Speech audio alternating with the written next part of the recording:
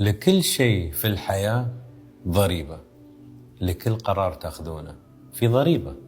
شو قصدي؟ مثلا لو شخص قرر ياخذ وظيفة خارج بلاده ممكن راتب معين، الضريبة يا ضريبة ومدفوعة والعمر بعيد عن اللحظات الجميلة ومشاعر مكتومة ومحدش جنبي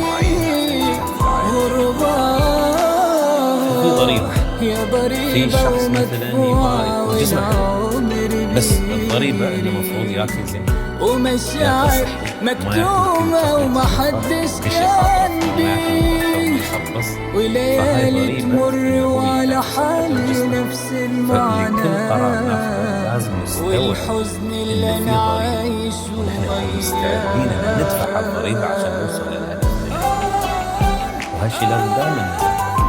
فالسؤال المحوري في الحياة لكل قرار تاخذونه هل انتم مستعدين تدفعون الضريبة او لا؟